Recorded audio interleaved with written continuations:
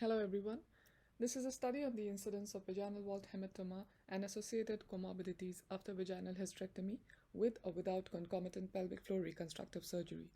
This study was conducted at the Department of Urogynecology, KK Wimison Children's Hospital, Singapore. The aim of the study was to find out the incidence of ultrasound-detected vaginal wall hematoma and associated postoperative comorbidities following vaginal hysterectomy with or without concomitant pelvic floor reconstructive surgery at our center. Vaginal wall hematoma formation is the commonest postoperative perioperative complication after vaginal hysterectomy. Kwok et al. Reported a significantly higher association of vaginal wall hematoma with vaginal hysterectomy compared to other routes of hysterectomy. The incidence of vaginal wall hematoma after vaginal hysterectomy varies in studies and depends upon the diagnostic modalities used. Antonelli et al. Reported a 44% incidence of vaginal hematomas in 135 women who underwent abdominal or vaginal hysterectomy, and the risk of developing febrile morbidity was not related to the presence, location, or size of the fluid collection.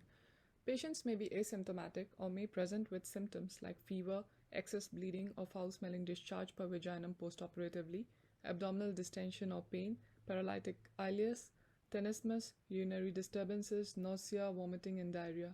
Depending upon the size of the hematoma and the associated comorbidities, management may be either conservative with antibiotics and analgesia or surgical drainage of the hematoma.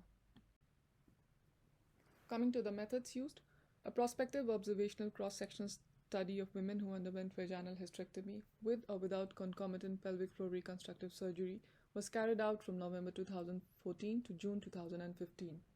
107 patients were recruited in the study after obtaining the Centralized Institutional Review Board approval. All the surgeries were performed by the same surgical team under the supervision of a single senior consultant urogynecologist. All patients had a transvaginal ultrasound examination by an independent radiologist on the third postoperative day. Vaginal wall hematoma was defined as a complex echogenic non-peristaltic mass at the vaginal wall on ultrasound. Medical records of the subjects were traced and data was retrieved. The demographic data and the intraoperative details of the patients were compared.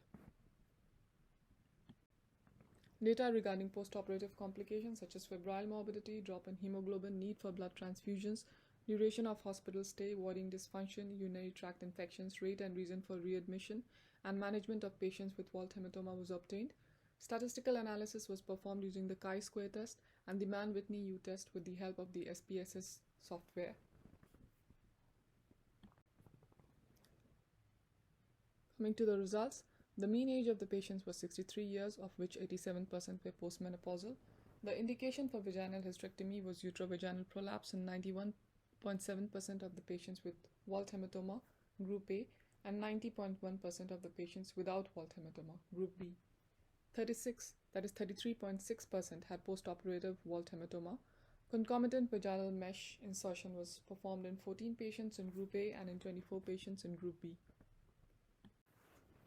Patients in Group A had a significantly higher mean duration of surgery, 98.3 minutes, compared to Group B, 88.7 minutes. There was no statistically significant difference in the mean blood loss between the two groups. The average diameter of the wall hematoma was 4.3 cm, ranging from 1.3 to 8.4 cm. Patients in Group A had a significantly higher drop in hemoglobin value postoperatively, average of 2.1 grams per deciliter, compared to Group B, where the average was 1.3 grams per deciliter.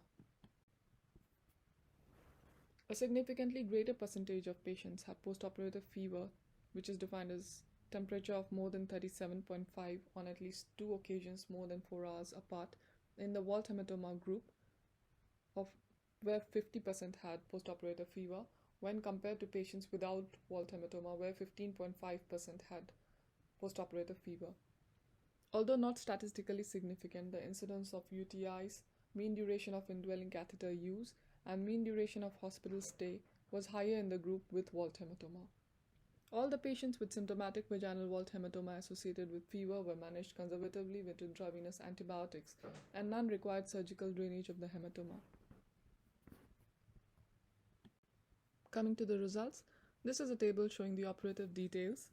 The duration of surgery was significantly higher in Group A, that is the group with wall hematomas, where it was 98.3 minutes, compared to Group B, the group without wall hematomas, where it was 88.7 minutes. The estimated blood loss was not significantly different between the two groups. This is a table showing the immediate postoperative parameters. The drop in hemoglobin was significantly higher in the group with walled hematomas compared to the group without walled hematoma. The incidence of fever was also significantly higher, 50% in the group with walled hematoma.